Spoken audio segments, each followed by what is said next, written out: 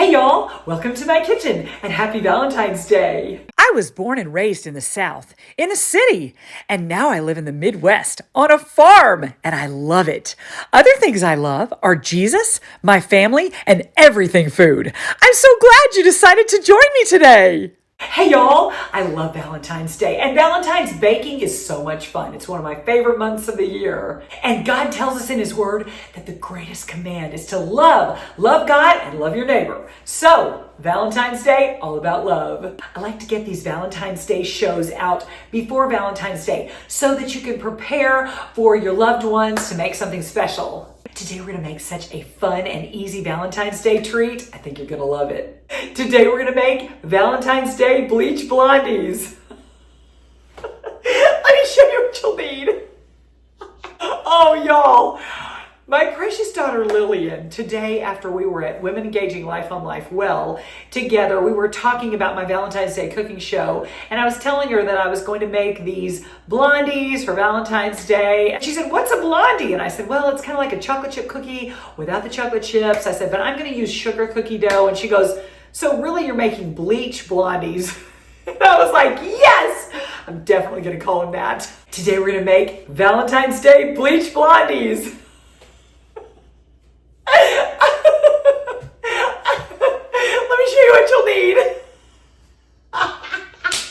Cookie dough and Kitkats. Y'all are gonna love these bleach blondies today. I don't know why that's so funny to me. Lillian is so clever. All of my girls are clever. I promise I'm not biased when I say that. They're so funny.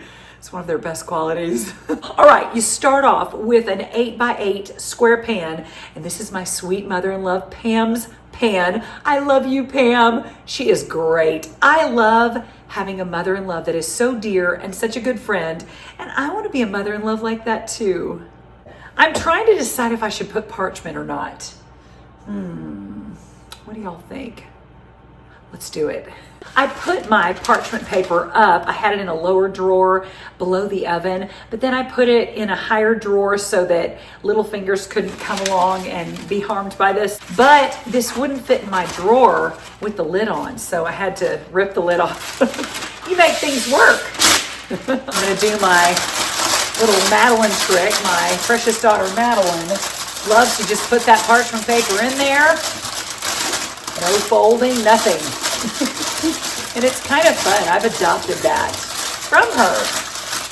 Hi, Madeline, I love you. You kind of have to show it who's boss.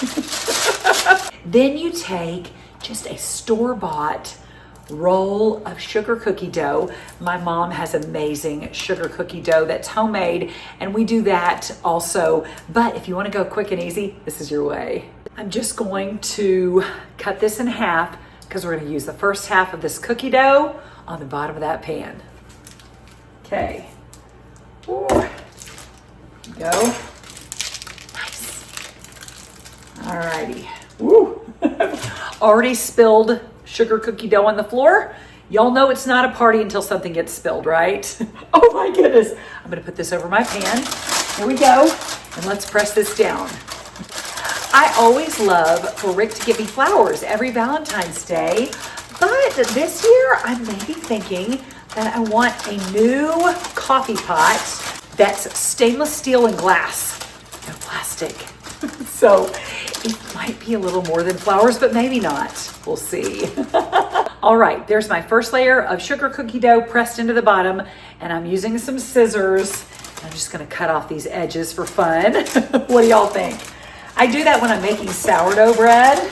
I probably should do a show on sourdough bread. And I feel like there are so many people out there that are more expert than I am at sourdough. And so let's let them do it until I perfect it a little bit more. I don't really follow the rules right either. So I need to perfect not following the rules and it turning out every time. I think it turns out every time, personally. That's my view on sourdough. But I have several friends who make sourdough and they sell it for a business, a little side hustle, and theirs is perfect. Wow. So anyway, I don't think I will ever achieve that level, but I don't need to because if I really want something that's perfect, I can just buy from them. Y'all, I found these in the store. Oh my goodness, I love our hometown grocery store. pink Kitkats. Y'all, I got so excited. I think I went to the store for milk after we got back from a trip, and I saw these and I immediately bought some. And Rick was like, what are those for? I said, my Valentine's Day show. What are you gonna make? I'm not sure yet. Then I had to figure out what I was gonna make with them. But y'all, look how gorgeous. Oh my goodness. I am so in love with this. Look at that, pink Kitkats. Okay, so for the recipe, put your pink Kitkats on that sugar cookie dough. Here we go. Ooh, they're so fun to work with already. I love them. And y'all, I bought several packages because I didn't know how many I would need, obviously, and I can always eat them. Oh, I love it. For Valentine's Day, for my girls, I always loved to set up a Valentine's Day candy charcuterie of sorts on the table in the morning so that they would come down and see it and be all excited. So obviously, if I have these left over, I can use them for my Valentine's Day charcuterie. And y'all, I ended up using one package of a snack size. So these are snack size, and I just put them in there, and then I'm gonna put one on this little edge over here. And then I'm gonna break this one in two and put it, oh, it looks like that's gonna fit. Wait, let me add that. I'll just add one more. Okay, do y'all see? So cute. Now we have left over this sugar cookie dough, and we're gonna put it on top. Ooh. Also, if you spill sugar cookie dough on the floor, you should probably go ahead and pick it up when it spills because I forgot about it and then I stepped on it and now I have to maybe clean up one side of my kitchen floor. And you might want to do little pieces like this and then quilt them on there. My sweet mother-in-law, Pam, her mother, who is in heaven, was a quilter and an amazing seamstress. And my good friend Sue, Susie Q I call her, she's a very talented seamstress and quilter. And she has, I should ask her how many quilts she's done in her life. I would say thousands.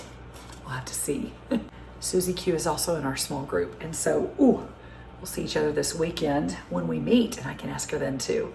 Y'all, I just looked in my sprinkle section of my cabinet and I have little pink hearts here and here. So I'm going to garnish this with little pink hearts first.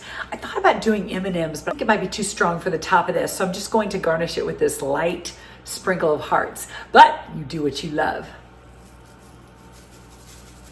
Oh, these are so cute. Okay, y'all, let's put these in a 350-degree oven for 30 minutes.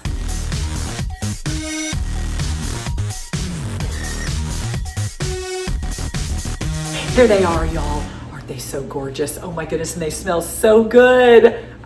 Woo! Oh my goodness, it about slipped off. Also, look at my two different, Precious Lillian gave me this one, and I got this one a while back, but isn't it cute for Valentine's? Anyway, I don't know where my other one went. Oh well.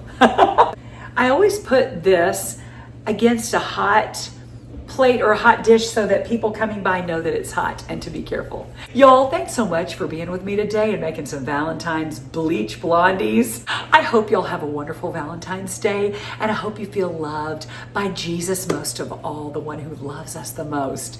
Y'all have a great week. Don't forget to thank Jesus and enjoy. See you next time.